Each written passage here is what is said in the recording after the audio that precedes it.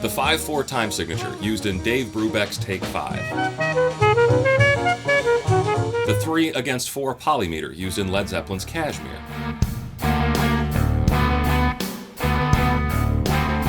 The constantly changing time signatures of Dream Theater's Dance of Eternity. These are all different examples that musicians might give you when discussing complex rhythms. But the truth of the matter is, they're all child's play compared to what happens in your average Indian Carnatic composition.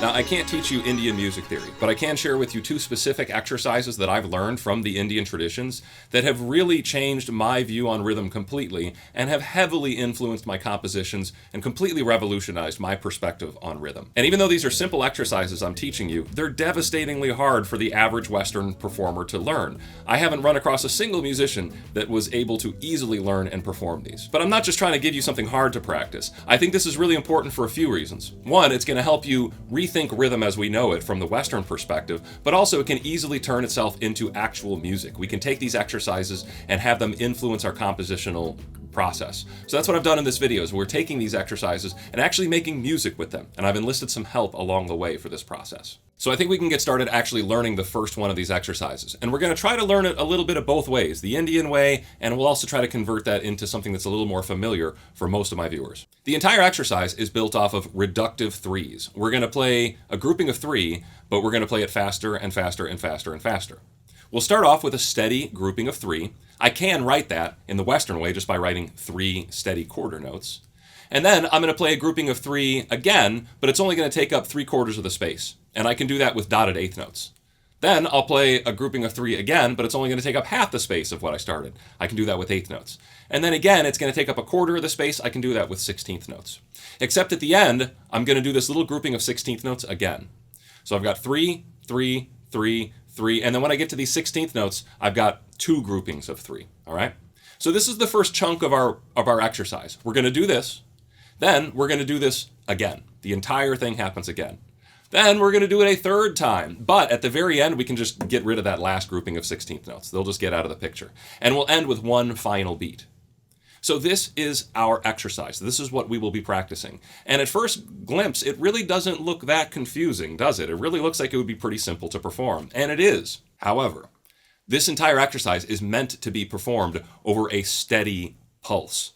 And when you do that, things don't line up in a very friendly fashion. You get a lot of sections where the quarter notes are 1/16th note off of the beat, and where these 16th notes fall on very strange spots, and when these eighth notes are in between the 16th notes, it's kind of a mess. And that's the whole purpose of this exercise, at least one of the purposes, is to get you familiar with a grouping of 3 in almost every permutation that it might occur. Not just the easy permutations, but the weird shifting possibilities as well. So here's what I'm going to do. I'm going to perform this exercise so you can hear what it sounds like. And I'm going to do it 2 different ways. One, I'll just count 1, 2, 3. That would be the Western equivalent. But I'll also use the Indian equivalent, which would be ta-ki-ta. It's very easy to say ta-ki-ta very quickly. Ta-ki-ta, ta-ki-ta, ta-ki-ta. And it has a lot of definition to it, a lot of articulation. So I'm going to use ta-ki-ta the second time, and the first time I'll just use 1, 2, 3. And I'm also going to clap my hands on the steady pulse. That's how you want to perform this exercise.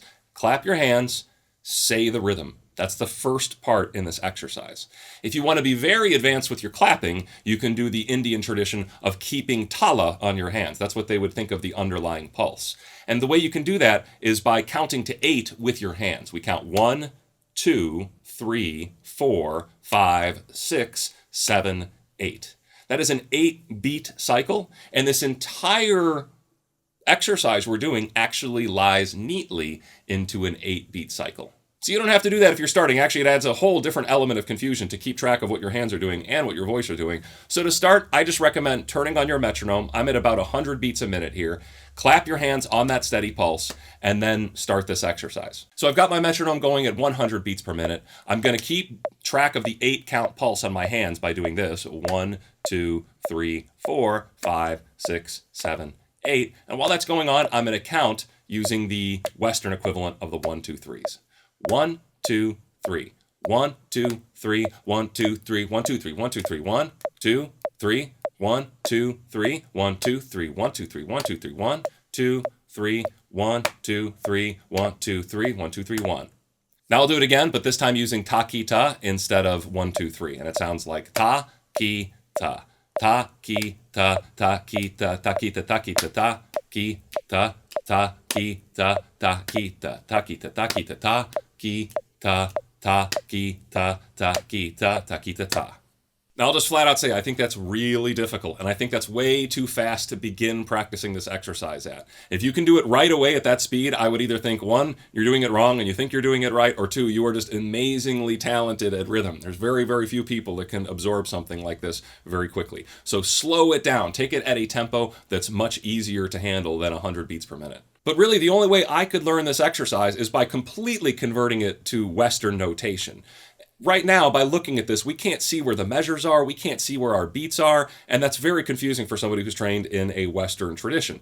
So what we can do is we can convert this nice-looking rhythm into something that's horribly ugly, but actually helps us understand a little bit more of what's happening, and might be easier for some of us to understand. Or you could take another approach. Just write out every single 16th note in this pattern and highlight the actual notes where you're going to be playing these counts on. This is another way to interpret and visualize this Indian exercise in a Western fashion. But once you've learned that and once you've practiced it, I would recommend getting on your instrument and trying to apply it that way. Now what I'm going to do is I'm going to tap my foot along with a steady pulse, and I can play my instrument, and I can even count out loud at the same time. It actually helps me keep track. Maybe pick 3 notes, and you can repeat those 3 notes, or you could just pick an open string or something like that. So I'll try it just with these 3 notes. I'll pick E, G, and A. That'll be my grouping of 3, and I'll go through those at those different cycles as per the exercise like this. 1, 2, 3. Ta, ki, ta, ta, ki, ta, ta, ki, ta, ta, ki, ta, ta, ki, ta, ta, ki, ta, ta, ki, ta, ta, ki, ta, ta, ki, ta, ta, ki, ta, ta, ki, ta, ta, ki, ta, ta, ki, ta, ta. Now, I know that sounds a little sloppy, and yes, I'm not playing it 100% perfectly, but keep in mind, we're practicing a sloppy idea here. We're practicing things that are off by a 16th note. Like this little grouping of 3 here isn't 1, 2, 3. It's actually 1, 2, 3. And that's a difficult thing to practice, especially at higher tempos. So that's the first exercise I'd like to share with you. And I'd also like to share with you how this exercise might be turned into actual music. First, if you've watched my channel before, you may have heard this kind of stuff creep into some of my compositions before. Like when Adam Neely challenged me to make the Phrygian scale sound happy, I ended up writing a little horn line that utilized this part of the exercise at the very end. This is the resolving part of the exercise, the part that finally wraps up onto a 1 beat. And I used this exact rhythm for the last few notes of the trumpet line, and it gave it a fun, bouncy, interesting little kicker at the end of that piece.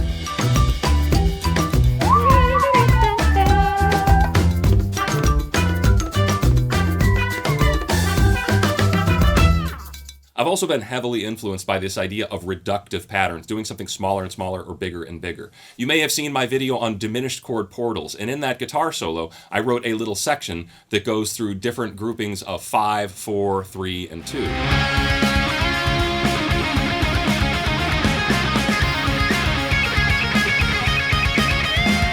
But those are all older pieces of music. To make something new for this video, the first thing I did was ask for help. Specifically, I asked for help from Ben Levin. If you haven't seen his channel, you're really missing out. He's a music teacher, a composer, he makes wonderful music videos, and I was really excited with the opportunity to collaborate with him on this. I asked him to send me any ideas that this rhythm ends up inspiring, and he ended up sending me back more than I expected. Actually, he gave me such a good piece of music, I couldn't think of much to add on to it. So all I did was write one little guitar line for the end of it, and then write a piece of music that actually leads up to his piece of music. But you should be able to hear, during his section of music, there is a strong reference, an underlying heartbeat to this exercise that we just practiced.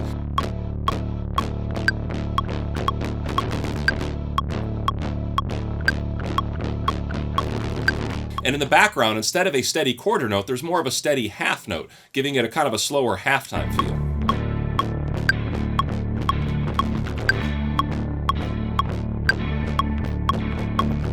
I also asked my friend Beardstank to play the drums on this piece, and that's a big request, because this is not easy stuff to drum. But he did succeed, and here's a little insight into how he did it. I wrote it out over a grid of 16th notes in 4, and then just learned it that way. I would hit the snare on 3 of every measure pretty much. I would try to accent the reductive threes as much as I could while still keeping the beat digestible and manageable with our Western minds. And yeah, what we got was something. Yep, it's something. Now, since I couldn't think of adding much to Ben's piece itself, I decided to write a little piece as a prelude to his piece, something that would kind of start as an introduction to his piece. And here's what I decided to do.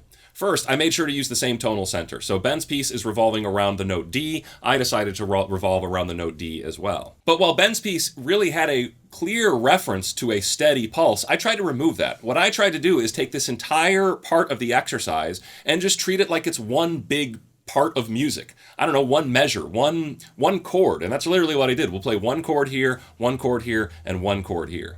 Now, I really didn't think about what time signature this would be until I sat here and filmed this. So we'll do the math on screen, but you can see that this comfortable looking piece of music is actually morbidly complex when you put it into Western meter notation. But who cares? We're thinking Indian on this. So this entire section of music, I'm going to play one chord. What chord am I going to play? Well, I chose to pick chords from the key or tonality or scale of D mixolydian flat 6. That's the fifth mode of melodic minor. There's a whole section in my new book, The Signals Music Chord Progression Codex, just on this tonality. I think it has a lovely, sickening, kind of dreamy feel to it. And I picked out 3 chords that are completely diatonic to that scale. D major, that's a simple one. And then we've got a C9 with a sharp 11. And then we also have a G minor major 13, really. We've got an E in there as well. So I know those are gory sounding chords, and if you're having trouble understanding how to build them, well, you should really watch my video on chord names that I posted a few months ago. That literally explains how to build a G minor major 13. And I say that you'll never hear it. I've never seen a G minor major 11 or a G minor major 13, but if you want to build them, now you know the formula. But that was kind of one of my challenges here, is to use a chord like that. But those chords fit nicely and neatly in D mixolydian flat 6. So I just used that chord progression as the scaffolding for our rhythm. Then what I did is I wrote a melody that kind of hovers around those chord tones a little bit and outlines that rhythm.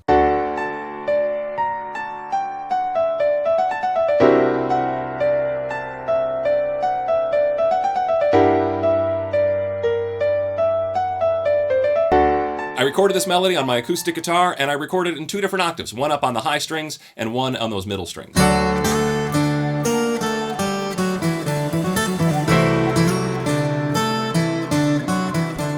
Then on my computer, I ended up using a lot of different MIDI and synthesizer patches to double that same melody, to give it a little bit more air.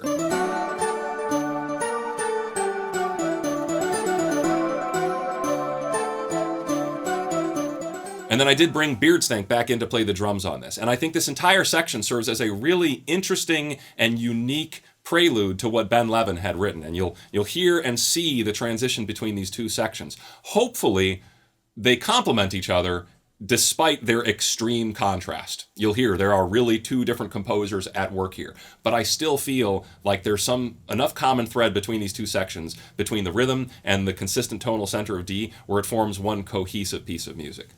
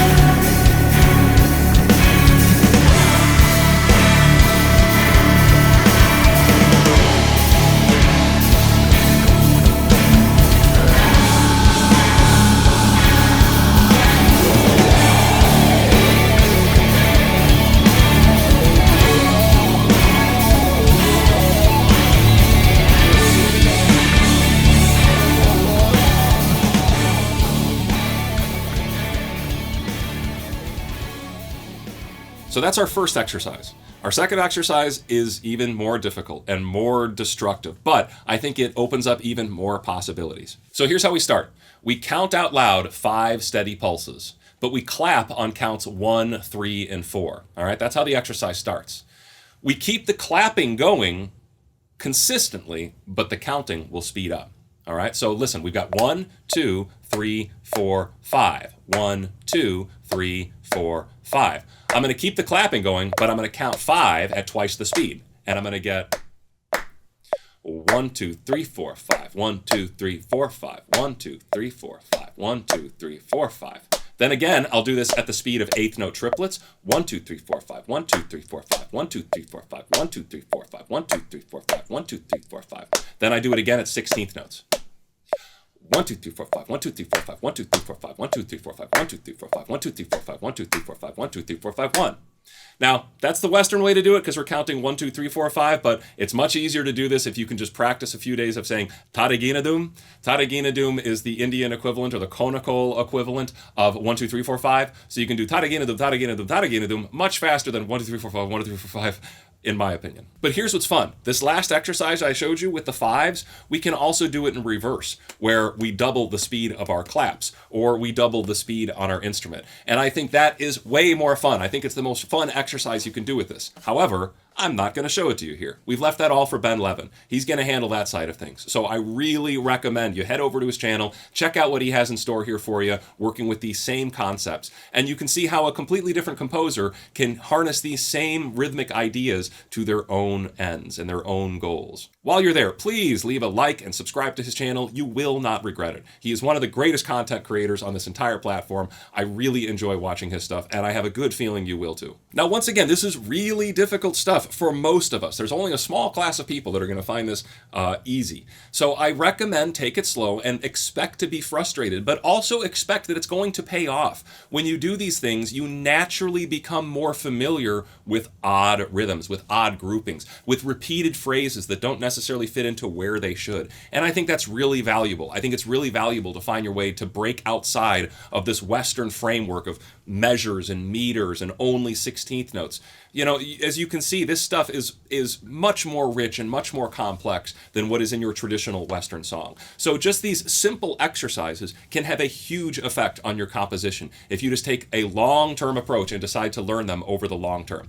I was not able to learn these in a week. So, I mean, doing these in different groupings and different speeds literally took me years at a very slow pace. So take your time with them, but try to make it a point to eventually absorb them. So that's it for this video. If you really enjoyed this one, the first thing you should know is that I have a rhythm course on my website, and I do teach this exercise at the very later stages of that rhythm course. The earlier lessons are much easier stuff, but then eventually we get to complicated stuff like this. And right now, that course is still name your own price as of 2024. So definitely head over to my site and check that out if you're interested. But you should know that the only reason these lessons exist in their free state without a bunch of ads and sponsorships in the middle is because I have Patreon subscribers. These are folks that throw me $1, $5 a month to keep these videos going. There's a link below if you'd like to join them. But if you can't do that, honestly, just liking this video, subscribing to this channel, and sharing this video with your friends actually makes a big difference in assisting me. So thanks for watching, and I'll see you next time.